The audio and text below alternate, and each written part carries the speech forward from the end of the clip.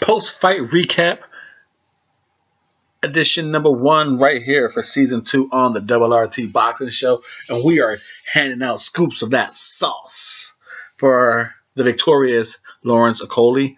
Luke Watkins got a taste of that sauce. Fucking love that nickname, the sauce. Hot sauce, banana cream sauce, hot fudge sauce, whatever it is, you get a taste of that sauce. And Luke Watkins got some mouthfuls of that sauce. Now, I realized I didn't put up all my fight predictions for this fight card. So this is going to be a post-fight recap of the whole card. I would have went 2 and 3. I had Cheeseman knocking out Paul Upton. That came true. Now the one I lost, which I think a lot of people picked against, I had Bellotti winning by a split decision over Ryan Doyle. I did not see that knockout coming in the 5th round. I did not see that coming. Now, let's go into the first one. We're going to go with Ted Cheeseman, the Cheesemeister, going down, doing his thing, retaining his WBA International Super Welterweight title against Paul Upton, the 15-0, now 15-1 Paul Upton.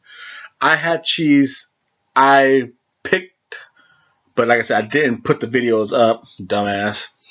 I had Ted Cheeseman winning this fight simply because Paul Upton didn't fight no one like Cheeseman coming into this fight. All his competition, he was far superior than. His competition had no skills level of Cheeseman, so it was an easy one for me.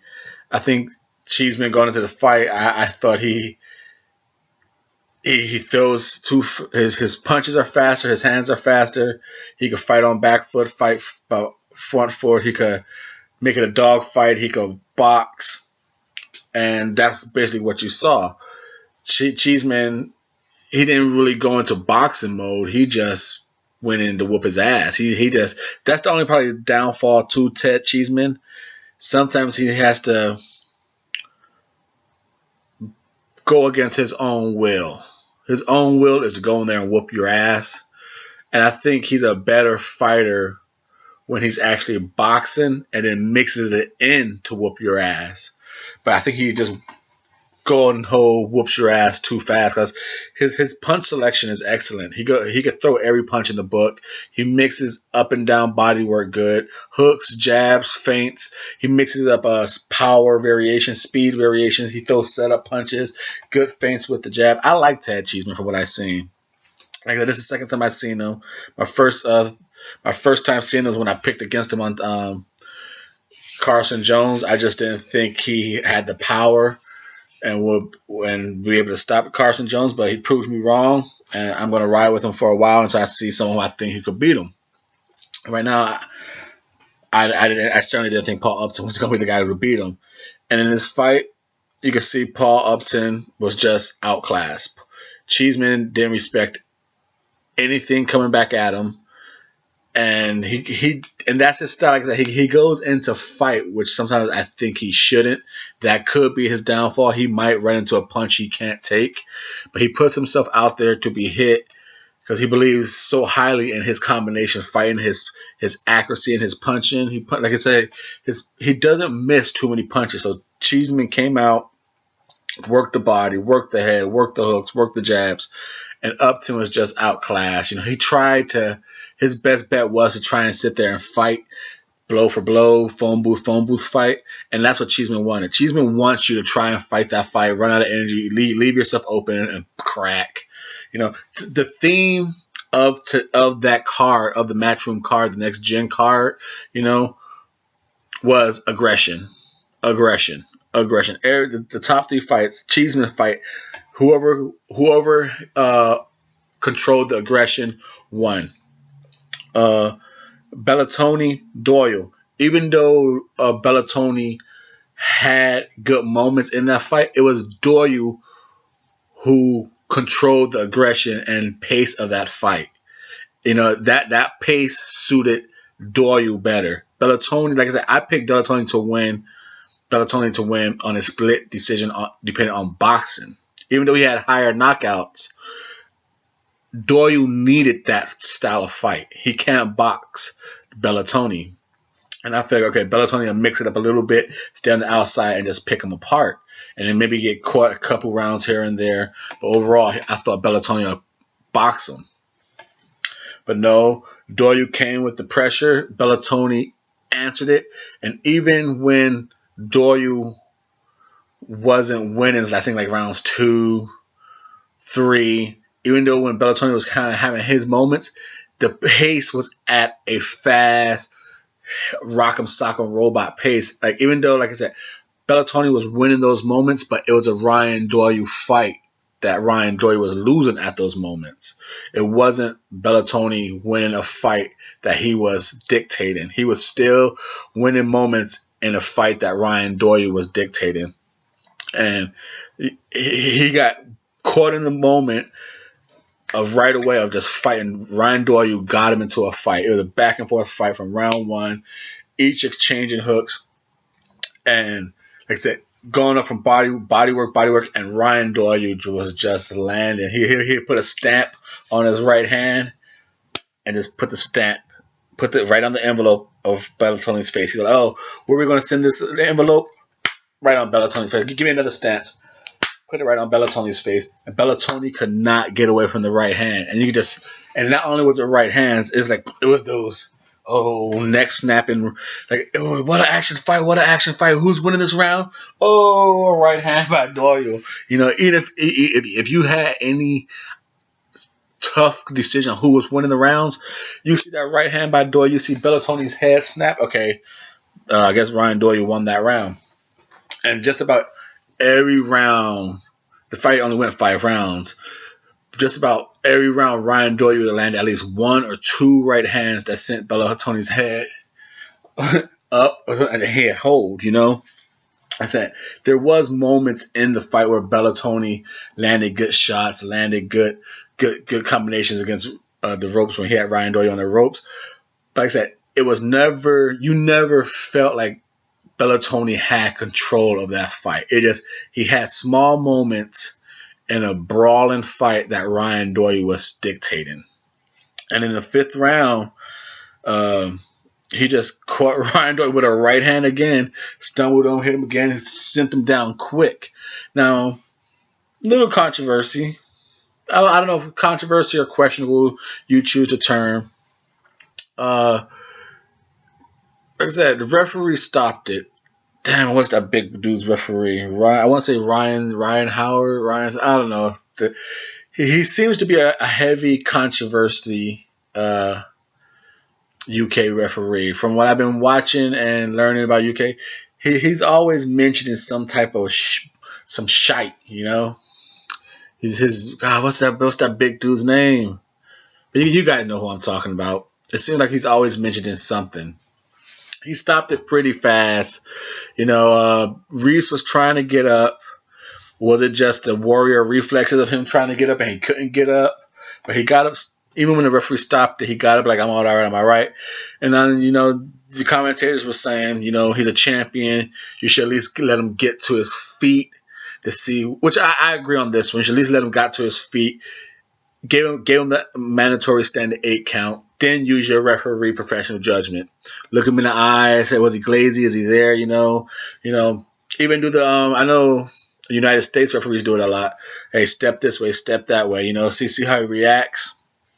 Even though it buys the fighter more time, but hey, safety first. Get him on his feet for a standard 8 count. Tell him to step a couple ways. Come to me type shit.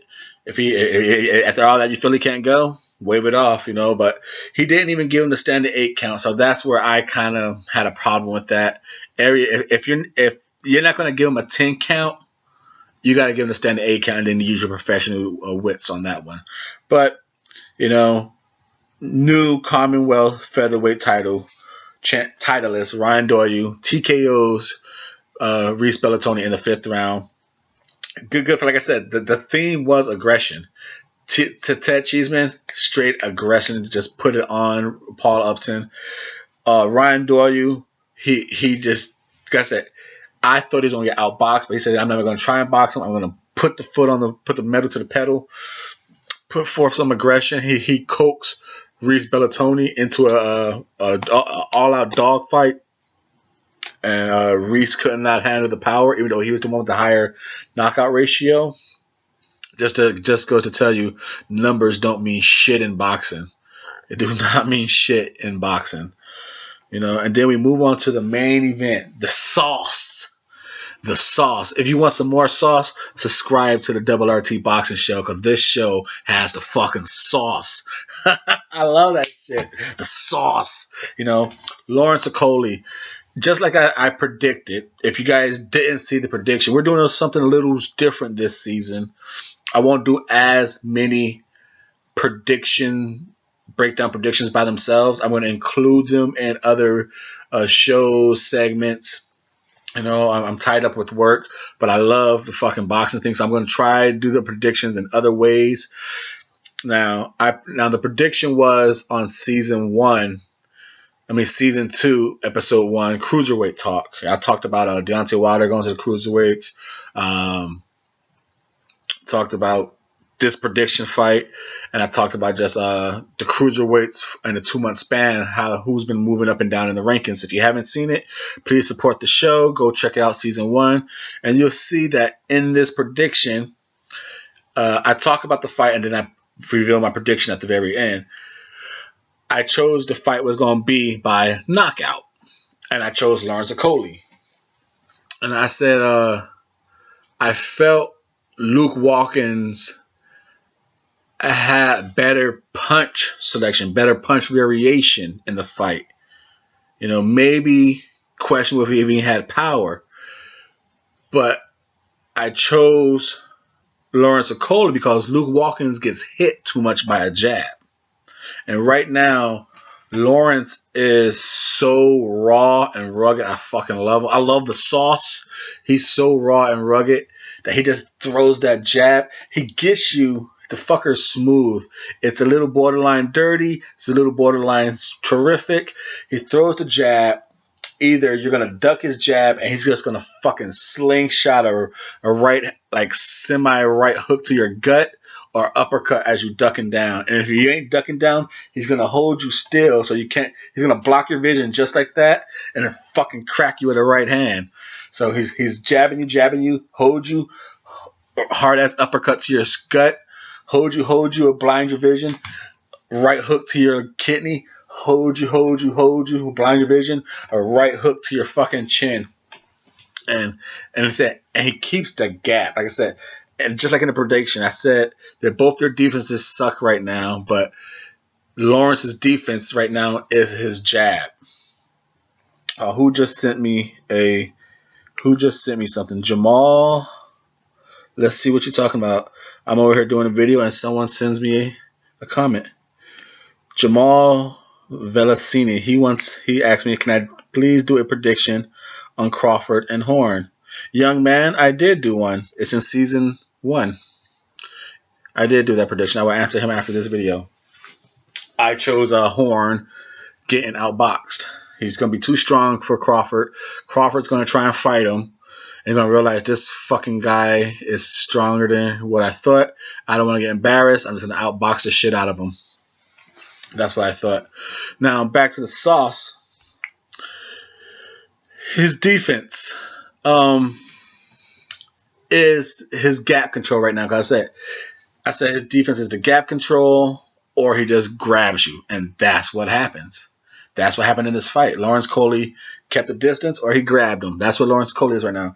Like I said, Lawrence Okolie is going to be criticized to me like my favorite fighter was criticized, Erislandy Lara.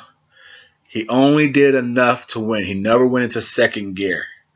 And I think Lawrence Okolie is going to, at the rate he's going right now, he's good.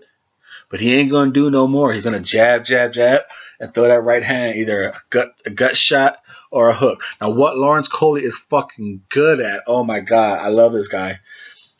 He's good at holding, but not long enough to break the referee would force you to stop. He'd grab, and then he'll fucking throw a punch. Grab, throw a punch. You know, it's like the referee doesn't have time for you to tell break. Now, fighters, they're so used to being maybe pampered in the training room, training in the gym, that when they get grabbed, they just kind of relax. You know, they're anticipating the ref to say break, so that they don't protect themselves at all times. So Lawrence Okolie, he'll grab you and then bow, and because fighters just defend on him, people might start to pick that up on him, and that's what happened. And then round 3 came out. He just started putting more firepower on Watkins, and for 6'5", he looked at like what is a cruiserweight fight, 175. He looked about now cruiserweight what 200. He looked about a good 210, 215. He looked pretty solid in that ring, dude, Lawrence. And he was just throwing some hella fire right hands. And you could see the first right hand, Luke tried to walk through it, and it's like, whoa, shit, reaction time a little late, but he got up, got some more fucking sauce. He's like, how much? Oh, you know what? I like you. I'm going to give you an extra scoop of sauce for free. New champ. So Lawrence Okolie kept his WBA Continental Cruiserweight title, became the Commonwealth Cruiserweight title.